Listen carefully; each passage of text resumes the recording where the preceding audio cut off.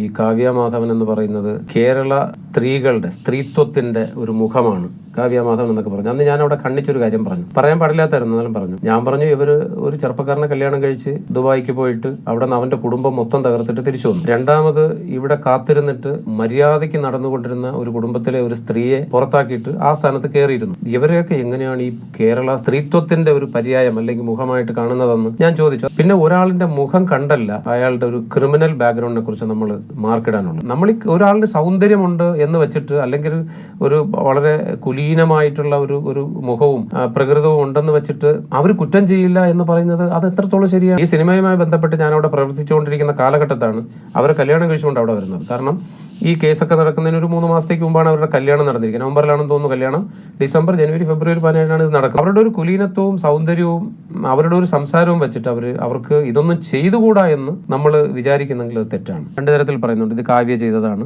ദിലീപ് ഏറ്റെടുത്തതാണ്. പരാതിയും ഞാൻ കൊടുത്ത ഡോക്യുമെന്റ്സും എല്ലാം സത്യമായിരുന്നു എന്ന് പിന്നെ കിട്ടിയ ഡോക്യുമെന്റ്സുകൾ തെളിയിക്കുന്നു.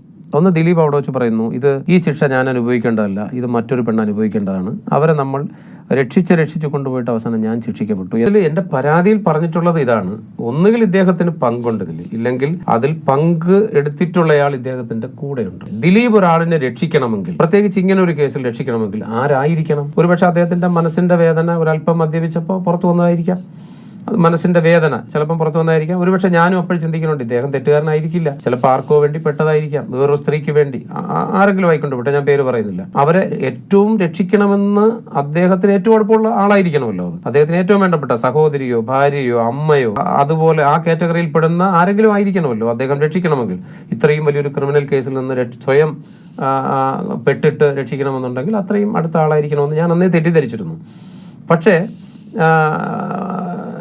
അറിഞ്ഞുവരുന്ന സംഭവങ്ങൾ, അതായത് കിട്ടിയ തെളിവുകളുടെ അടിസ്ഥാനത്തിൽ അറിഞ്ഞുവരുന്ന സംഭവങ്ങളിൽ കാവ്യ മാധവനും ദിലീപും കല്യാണം കഴിച്ചത് 2016 നവംബറിലാണെങ്കിലും ഭാര്യ ഭർത്താവിനെ പോലെ 2010 മുതലേ ജീവിച്ചു വന്നു എന്നുള്ളത് ഈ പൊതുസമൂഹം പറയുന്നുണ്ട്. അത് കാവ്യ മാധവന്റെ അമ്മ തന്നെ പറയുന്നുണ്ട്.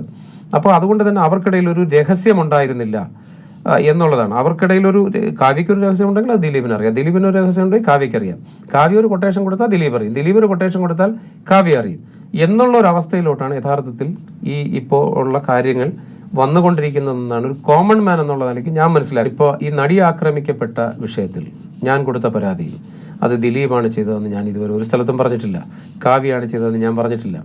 എനിക്കറിയാമെന്നുള്ള കാര്യങ്ങൾ ഞാൻ പറഞ്ഞു. അഗ്നിഗോളമായി മനുഷ്യ മനസാക്ഷി മരവിച്ചവരുടെ മുകളിൽ ആഞ്ഞു പതിക്കും.